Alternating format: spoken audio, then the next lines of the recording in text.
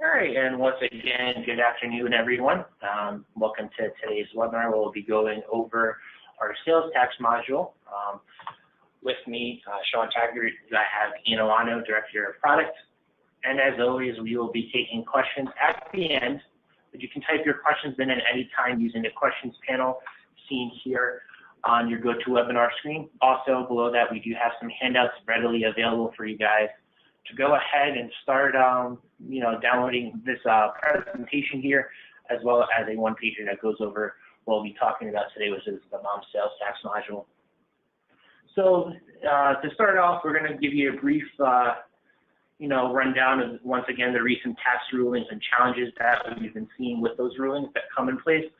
Obviously, for some, this may be the first time you're joining in on any of these webinars that we've done. Starting almost a month ago, we started talking about this. Then we're going to talk about the module itself. Ian's going to go ahead and show it off and show it all in action. We'll be discussing pricing today, and then we'll be answering those questions as they come in at the end of the webinar.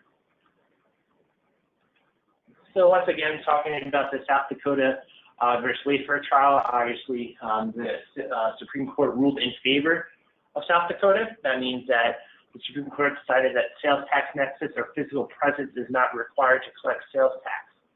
The recent ruling now allows South Dakota to collect sales tax from online sellers if they have gross sales of more than 100,000 in the state or over 200 individual sales in the state over a calendar year. Now, this runs for South Dakota. A lot of the states are also following suit and doing the same thresholds, but obviously, and we'll share the links and stuff like that at the end, other states are going to be following their own ruling and their own thresholds that you guys have to be aware of.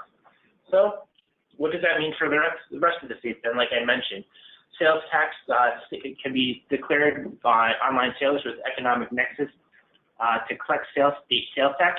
The economic nexus is the threshold set by each state on the gross amount of sales and/or volume of transactions. State thresholds range from anywhere between $10,000 to $500,000 in sales, and then state thresholds for transactions range anywhere from none to 200. And then some of these rulings and the effects have been in place and backdated all the way as of early 2017 and could be finalized by early 2019. Like I said, we will be sharing some links and information of where you can go to find that information near the end of the webinar. That way you guys have the idea and understanding of where to, follow along and see what's been going on in terms of what states have been saying what in terms of the economic nexus. So some of the challenges to all this is really how to comply to each economic nexus. You have to make sure you're identifying which states that will need to collect the state sales tax, updating all the tax rates from all the states, county, and city that meet state economic nexuses, and then also the reporting and filing for each state which tax is collected. On top of that, tax rates and everything can change, just keeping up to date and keeping sure that you're on top of all the state requirements, rules for each state. So what we've done is now we've created and introduced a module that will be in multi-channel order manager. We'll include a Nexus threshold report, which Ian will show in a little bit.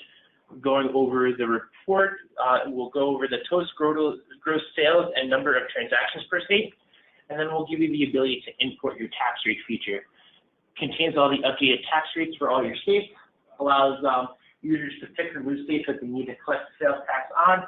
This is updated either monthly or quarterly. Nice thing about this too is any updates that occur, anything that you need to add and remove, we can also go ahead in there and adjust it for you. And that's something that Ian will show during our demonstration today.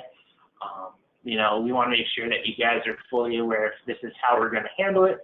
This is what we're going to be doing for you guys. And like I said, this is part one of the sales tax ruling. We're still in discussion, and just to be open, we're looking at Avalera, Taxar, some of the two connections that we're looking into to actually directly connect to their APIs to also help you with the next step, which is filing for that, because this will only collect this, won't help you file this module. But we're also looking at, other services that are out there to help do the next step for you if necessary. So obviously, with that being said too, we're going to be also looking at how the sales tax module will impact your economic e-commerce website. Obviously with SiteLink, we'll publish that tax rate from M.O.M to SiteLink, and if it's coming from a third-party site like a BigCommerce, Magento, Shopify, you have to make sure that your tax rates are updated on the site itself, and then what it will do is we'll import that rate into M.O.M using the use tax flag. This will actually be available in M.O.M's versions 8 through 10, and then we expect to release this by the end of this month. Now, just to note, and before I hand it over to Ian, who's going to show this, this does require an active support contract to be on, so you just have to make sure that your support's updated and current to continue getting those updates for you. With that being said, I'm actually going to throw it over to Ian right now, who's going to show us how it runs and how it operates and how to update everything like that. If you guys have joined in just now as well, just letting you guys know this is actually being recorded and will be shared with you guys first thing tomorrow morning. So don't worry, you guys have the ability to go ahead here and review everything, share this with your team if necessary. But without further ado, I'm going to give this to Ian, who will be showing you the module in action. Ian. Thank you, Sean. Good afternoon, everybody. So today we're going to be showing a demo on phase 1, what we've done. So like Sean said, we're going to be doing a phase 1 for the tax module, and here's what comes with the phase 1. Sean mentioned we have a zip code update that will update your current zip code. If there's any missing zip code there, that will be added to the system as well. First thing that you would want to do is update the zip code, and then you'd run what we call the Nexus threshold report. And all this report does is really, we automatically inputted the starting date and ending date. Obviously, you can change this depending on what you require, but it takes it from a year from yesterday. So I could change that if I wanted to, and then I can sort the result set based on state or totals, revenue, or transaction count. You can also check the box where it shows the state meeting the threshold at top, so meaning that if it meets one of the threshold as far as revenue or transaction, it will display on the top of the report. So I'm going to go ahead and check that. I'm going to do state and process here. My system's a demo, so that's pretty quick. And you can see my main presence is in New Jersey. So you can see that goes on top automatically because it met one of the criteria. I know the economic nexus, there are so many different laws or definition on it, if it's retail, wholesale, or this is a revenue and or transaction. So what we did is, this is pretty generic. The idea for this report is really just to get you a sense on which state you should start looking into, and then from there you can go talk to a financial advisor or a tax advisor and say, hey, how do we go about collecting in New Jersey, or do we need to collect in New Jersey because this is my numbers now. So again, this is not the M.O.M report. This gives you a sense on where you should be or where you think you should be collecting. And then again, I want to emphasize that you should be talking to a financial advisor or a tax advisor after you see this report. But once this report is completely ran, you can see that we have the different threshold reports or economic nexus on the right-hand side, and this is the actual transactions that you have in M.O.M. So once you run that, you can then easily go to the next part of this module, which is to import the tax itself. So when you do that, we saw that New Jersey was one of the states I have, and you can see California was already added here. What we did is we actually got a feedback from one of our clients. I don't know if James is on, but I spoke to James this week and pointed out that on an update for this, so what we're planning to do with this is that every month we give you a program update, and every month then you would have to pick and choose the different states that you would have to update, depending on what your nexus are. So what we actually did was, once you update the state once, we'll keep it for you here, so the next time you run it, it's going to be automatically there on the right-hand side, so all you have to do is hit process here. And at this point, this would all add all the nexus that we need for those particular states. So once this is done, I'll walk you through the example of California, because California has a main jurisdiction up to the city level, so you can see the breakdown how the tax is imported. So if you go to the tax tables here, and we go United States, we check out California. You can see there's a 0.725 on the state level. Then if you go to the counties, you can see all the some of the counties that have rates are filled in. And if you go here to the city level, that's also filled in. So if you had to collect in California, this is the things that you would have to do manually. You would have to go to the state, put in the 725, put in the 1% on this particular county, Marin, and then on the city levels, San Rafael, then you would have to actually put the 0.75, and you would have to keep that up to date. So there's a challenge there. So this particular module will help you in that sense, where it will actually put all the information in there for you on the state, county, and zip level. If you go to New Jersey is pretty simple in this case. It's just the 6.625. We don't really have much county rates and nothing on the zip code rates. So that's why I picked California to kind of emphasize that some states does have a breakdown on the state, county, and zip level as far as the tax rates go. So again, that's phase one. Pretty straightforward. Really does just give you a way to import or remove sales tax depending if you don't want to collect there anymore. And it does give you a report that allows you to figure out where you think you should start the conversation with the financial advisor or tax advisor on where you should be collecting or reporting tax. That's phase one. Let's see if we have any questions on that at all. We'll review that right now and then move on. See some questions here.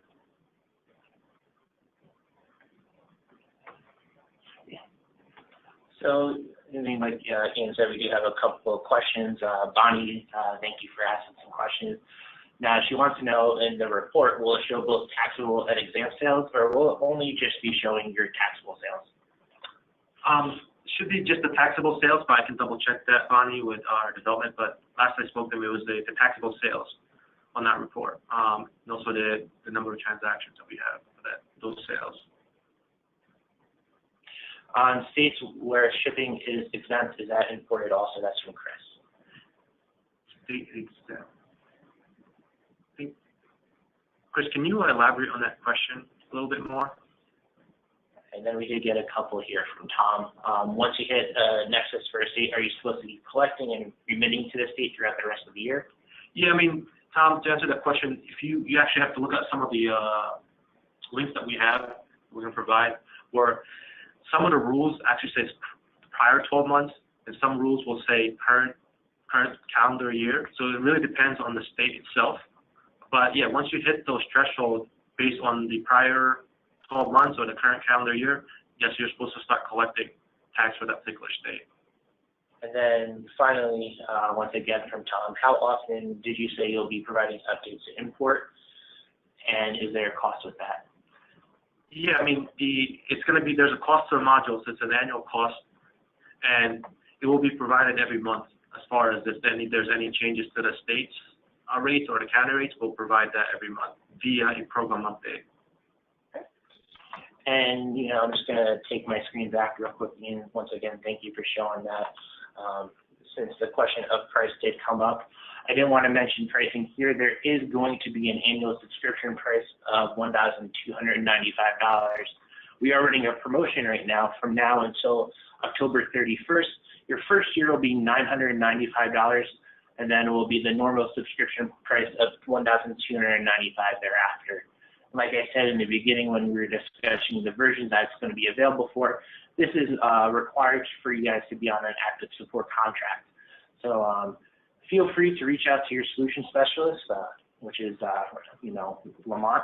Lamont Bird will be able to, you know, get you guys set up with the tax module and get you guys ready for that.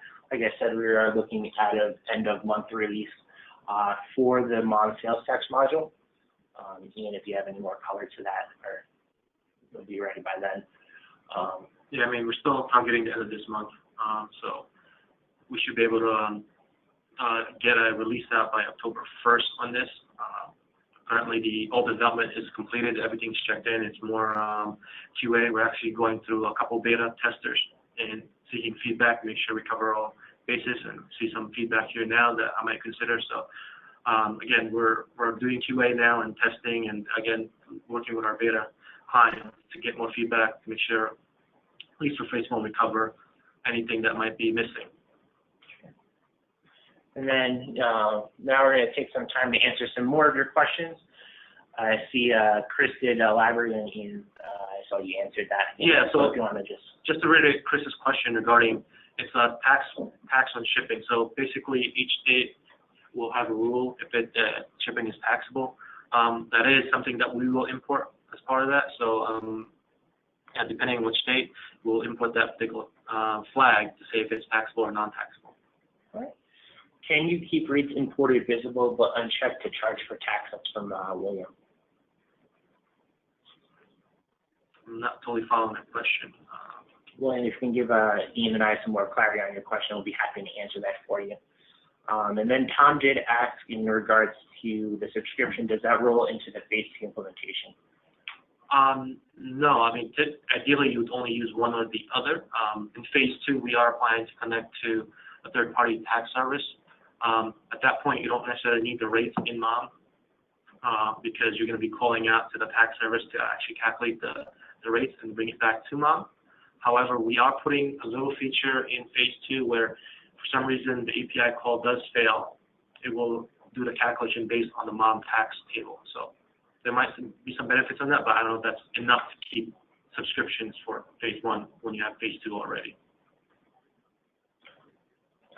Tom did add that we'll still need the Nexus report in phase 2. Correct. So the Nexus report will be in phase 2, so you can, depending if you get module phase 1 or phase 2, you'll get the Nexus report with it. Then, I mean, besides the, calculating and stuff like that, it'll also help with the filing and stuff for that. Yeah, there's a lot. I mean, there's a lot of, so we're working on it. We're in the middle of development that as well, so there's a lot going on with phase 2. I mean, the basic overview, like Sean said, it will help real-time calculation with order entry and order import, but it will definitely help with filing. So with the filing part of it, we're looking to file what's invoiced already. So basically anything that's invoiced that's been calculated via the third party will be sent out, or you can schedule to send it out. And we added a feature where you can actually go back, a couple of months to say, hey, I actually want to file this, even though it wasn't calculated by the third party. We can pick and choose. We'll give you an option to pick and choose different orders that you want to send over to the service so that you can file it there as well. So we're working on that. But there's a lot of things that we're working on to kind of reduce the number of calls to the third party, because a lot of those third party, or most of them actually, will charge you based on transactions. So a lot of the challenges that we're facing here is really reducing the number of calls over that to kind of be most cost effective as possible with the API calls. Going back to Williams, because he did clarify it, and thank you for that, William. If you import the tax rates, say for Vermont, can you leave the tax rates by state, counties, and cities in place, but then check the boxes that have caused M.O.M to charge sales tax? It would be worthwhile to know rates for states where collection is not yet required, but maybe in the future. No, because the way M.O.M works is that if you put the rates in there, as far as in our tax table, we will calculate, or we will collect tax on that. So the answer is no. Basically, if you're not collecting in Virginia, then we have a feature in M.O.M on that tax module to remove the different rates in Virginia. And when you're ready, you can easily just add it back in. So, but if you leave that in place, that it will charge tax or collect tax for you on those. So I would suggest not doing that. So we did get a couple of questions here. I'm going to start with one from Bonnie. She has current stock items marked as exempt, but they might be taxable based on economic nexus. So it'd be nice to see both ends. This goes back to earlier her question about showing exempt and non-exempt tables moving forward. So that's actually not a bad suggestion. Yeah, so that's something, I saw that question come up, Bonnie, and that's why I kind of commented on. Yeah, it's always good feedback from you guys on that. So that's something I'll check out with the development team and see if we can add something like that to the report. Just to kind of show the taxable and non-taxable on that. But I think right now it's the taxable, but if it, like you said, it might be nice to see both anyway. on that. So a couple of questions here. What's the advantage to this in comparison to the Avalara rate table API? The only advantage really is the Avalara flat table, because they're pretty much selling the same thing. They give you a flat table, a flat file that you can import via our API plugin. The only difference is that when I showed you guys the tax module earlier, they won't include the Nexus report, and they won't have the zip code update. So it might be possible. It's not too common, but there might be a missing zip code in the system where it hasn't been updated, where the rate might not come in because there's nothing to update. So the main difference is that the Nexus stressor report and then the zip code update, and then obviously the ease of use. To in the Avalara route, you have to go through the API outside of M.O.M and then do that import that way, versus what I showed you today, where you can just pick and choose a different state or remove a state and update that way. So it's fairly quick. All right. So a couple questions in regards to pricing. One of them is from Neil. Is the annual subscription price applicable for those who are on software for life? Yeah, I mean, right now it's $12.95 annual. Again, Sean mentioned that we're running a promo for $9.95, so that's for everyone. And then a couple more. Do we have the option of just using the tax collection report in M.O.M to file taxes in the few states necessary? Yes, that sales tax collection report actually stays the same. So if you're currently using that, you can still continue doing that.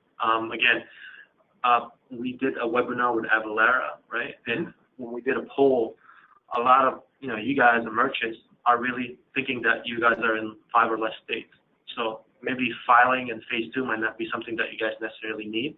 So phase 1 might be sufficient enough. And then if that's the case, then of course they can still use the sales tax collection report to kind of get your information and then use that to file. I do want to add that something we are doing is to improve the sales tax collection report in M.O.M, because we are adding a feature with Amazon, where market facilitators, so where Amazon will start collecting tax on your behalf. So we wanted to capture that, so that way you're not remitting tax twice, because Amazon's collecting on your behalf. And we wanted to represent that on the sales tax collection. So while we're doing that, we're actually revamping some of the sales tax collection reporting to make that more efficient.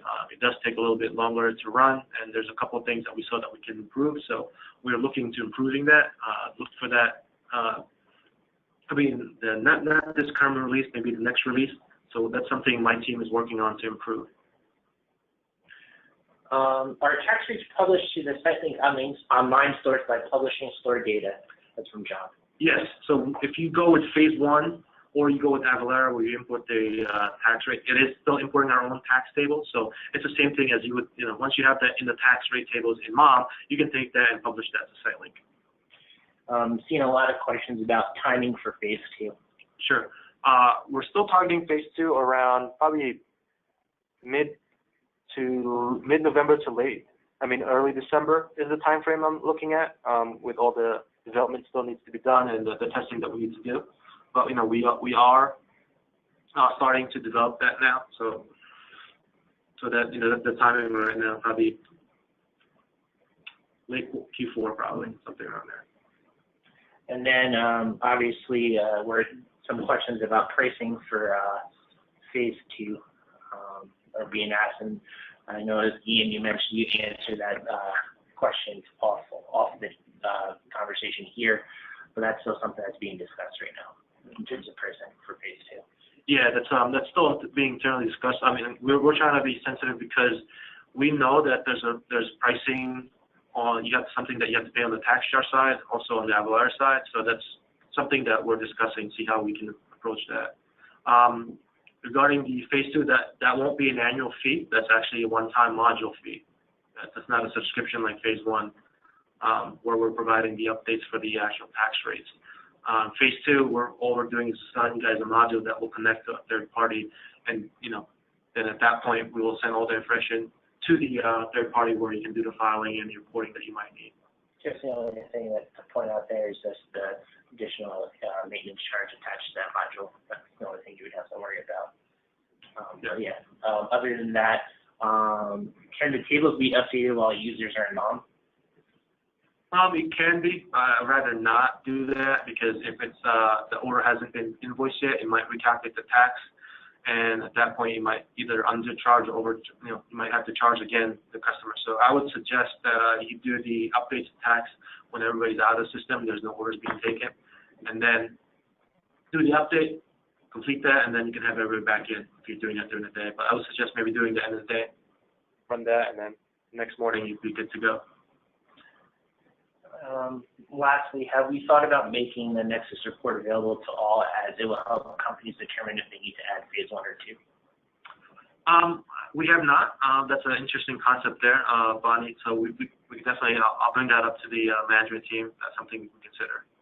But we have not thought that. We thought that would be part of phase 1, so that we can add value to that module. But yeah, makes sense too in that perspective. I think we answered all the questions that we've had here so far. We'll take a quick 30-second pause to answer and see if any more questions come in, but if not, we'll give you back a half hour.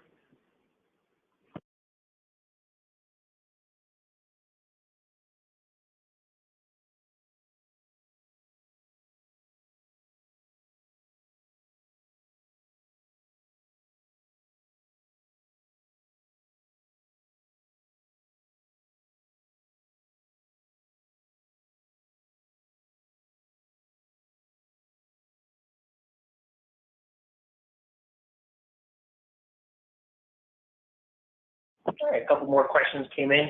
Can you elaborate on how a third-party website would work with this scenario? Third-party website. Okay. So if you're going with phase 1, you would have to make sure that the tax rates are the same on both M.O.M and the website, so that way you can come in. If not, you can actually have a third party talk directly to a tax service, or you can update the tax rates there, so that way when you import it into M.O.M, we have a flag called use tax, so that way we can respect whatever tax calculation is done on the website, and we'll respect that and not let M.O.M recalculate that tax information. That way it kind of respects the pricing or the tax calculation from the website, so there's no undercharge or overcharge for the customer.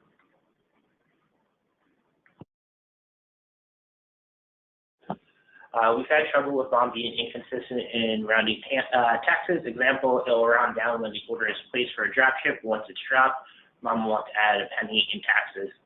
Is there any progress in rectifying this old issue? Yeah, we actually heard this from a couple clients, James, and we are addressing this with all the tax stuff that we're changing. We looked at some of the tax tickets that come, around tax issues, because we're looking at the tax code anyway. So we did see this one. We are fixing it. I think what we did so far is we actually released it as license specific just to test it out. But if you're interested, you can email support and CC me on it, Ian.O@Freestyle Solutions, and I can add you to the list so you can test it out and make sure that works for you. But we think we fixed it. We tested it on our side, and that seems to be working. But right now we're releasing it by client just to test it out first. Once again, that CC was Ian.O@freestylesolutions.com. And then Lori asked a question, so we need to pay for the entire module before we can use the Nexus report, so we can determine if we need the tax module.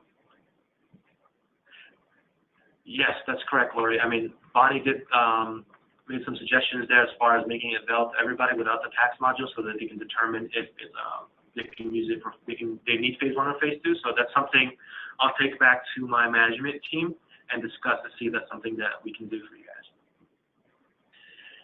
All right, and like I said, I think that was all of the questions here. And thank you everyone to ask questions. Oh, we got another one from William here. Does anything specific need to be done to apply the use tax parameter for imported orders, say from CV3?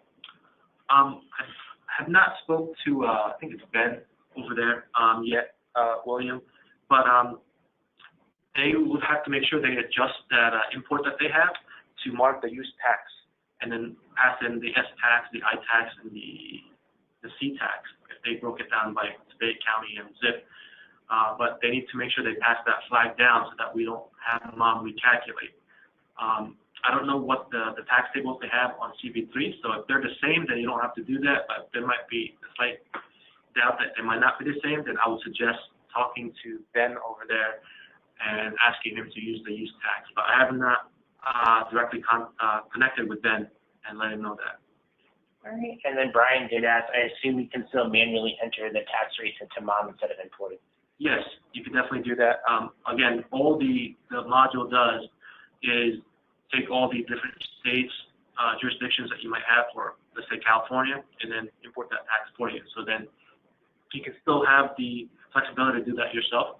Again, that's needed because you guys know calculating tax by zip code is not the most accurate way of doing it. That's the way just M.O.M has been designed. It's been like that.